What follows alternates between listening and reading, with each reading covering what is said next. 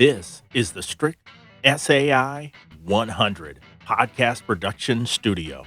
Inside the box, you get the device, two adapters consisting of a USB-C to A and a USB-C to Lightning, a unique USB cable, a TRRS cable, and a pouch. The average price for the device is $79.99 US. Build-wise, the small format, truly portable interface is built with aluminum and ABS plastic and feels really lightweight. However, the knobs are sturdy and have zero wobble. Also, it has ports galore. The device measures 5.5 inches by 4 inches by 2 inches. Feature-wise, you get up to 5 hours of working time after a 3-hour full charge. You have dodge and voice functions, which dodge is essentially ducking, where your voice supersedes background music. The voice function attempts to remove vocals from music so you can sing your own song. You get 5 effects modes on the instrument channel. The sequence of effects are chorus, reverb, delay, flanger, and auto wah. With a built-in lithium battery, you can charge anytime or anywhere with a power bank, which makes it suitable for on-the-go use. You can record and playback at up to 24-bit 96 kilohertz. With the OTG Type-C port, you can connect to a computer or mobile phone and record live broadcasts. On the front of the device, you have a power switch, a charging port, USB-C, DC 5 volts, a charging light, which turns red when you're charging. You have the OTC interface, where you're able to connect Type-C out to a computer or mobile phone. You have a headphone port, 3.5 millimeter. You have an output port, which you can connect to external speakers. A music input, so it's an aux input for other playback devices supporting 3.5 millimeter unbalanced output. And then you have a recording interface.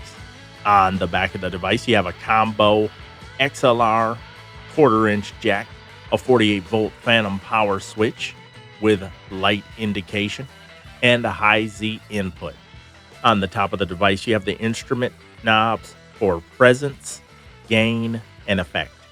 Next to that, you have the mic gain knob and a reverb knob, 2 lights at the upper right, one for Bluetooth, the other to indicate the power. You have a large monitor knob for headphones and monitor out. Then you have a voice button, dodge button, and effect mode button. Here I am on the Strich audio interface with the neat Worker B2, and here's how it sounds. The preamp provides just 30 dB of gain, and so it makes it almost a must for you to use a condenser microphone. But here's the neat Worker B2. I'm going to try to drive the Shure SM7B and then an easier to drive dynamic microphone, the Elgato Wave DX. All right, here's the Shure SM7B at max volume.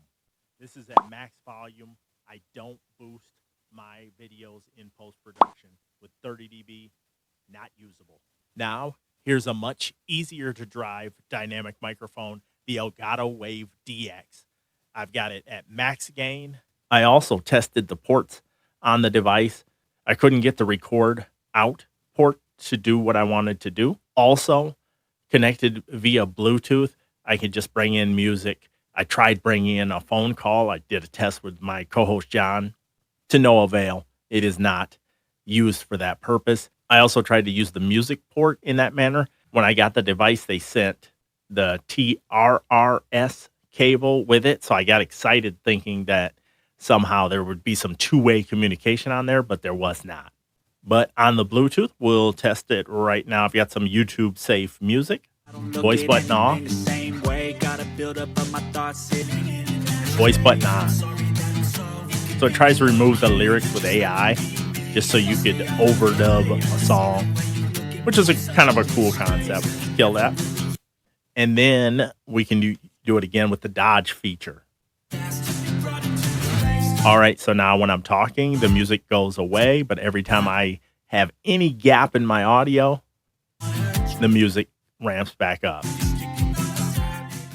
So I think the dodge function is pretty cool. The voice function, it's not for me, but it's pretty cool. I'm going to do pros, cons, and then I'm going to tell Strich how to fix this device. As far as pros, the device is capable of 24-bit, 96 kilohertz. You can have an ASIO driver installed, and this device will work with it. I love the fact that it has an on-off power button. You got lots of ports, not necessarily the ports I would want, but you do have lots of ports. Again, I'll reiterate, the knobs are really sturdy, even though it's a real lightweight build. Of course, you have the high Z input. I'm no musician, so I did not test that. I appreciate that they have both iOS and Android support and that you can truly have a portable interface. Just take this thing wherever you go, in the vehicle even. I was trying to do that, and not being tethered to a bunch of cables is cool. Or if I wanted to hook it up and live stream from the cell phone while I was out doing stuff, I think that's really cool. I like that they included the battery indicator light, and I think the dodge function, out of the functions that they have on here, I think the dodge function is the best of the bunch. Cons are simple. This noise gate that you can't turn off, so every time I stop talking, you can hear it, and then at the tail end of every word, you can hear that little bass line of static, room environment or preamp noise, whatever it may be. You can hear it coming through, and that's why I just cannot stand noise gates, especially ones you cannot tune, because this cannot be turned off. A small little nitpick is the Bluetooth. When not connected, that little light just blinks at me, and I'm OCD, so I cannot stand check engine lights or any light that shouldn't be on that's on. Drives me bonkers. I dislike USB-C ports being on the front of devices.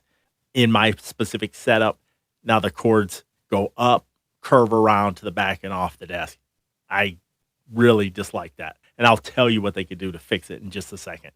I also dislike that the 48 volts indicator button is on the back. I need to be able to see if it's on or off. That should be on the front. Headphone clarity is rough. And then you have all this functionality, but you don't have a mute button. And for audio interfaces that claim they're for podcasting, I'm starting to make that a non-negotiable. But it's not all doom and gloom and dark clouds. I'm going to tell Strich how to fix this device. 1, get a better preamp. You can source a cheap preamp. Jeremy from Obscure Mics sent this one to me, and he says it is just like one of the ones that you brand.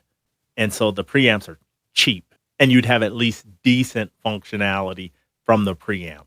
I would move the 48 volts button and indicator to the front, and then I would either remove some of those effects and add a mute button. Unless you're just gearing towards musicians, I'd remove that voice button and turn that into a mute button. But that's what I would do to fix the device.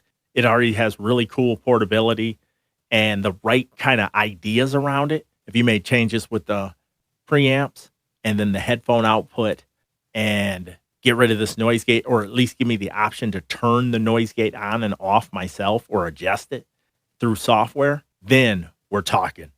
But for right now, for spoken word, I think there are cheaper and better options out there. But what do you say? Do you think the portability is enough to make this thing make your studio at home? As always, chime in the comments down below. Strich, I thank you for sending me the device and being open to feedback. Try to keep it as constructive as possible. And like I told them directly, I wasn't going to sugarcoat it. The review is the review. Thank you.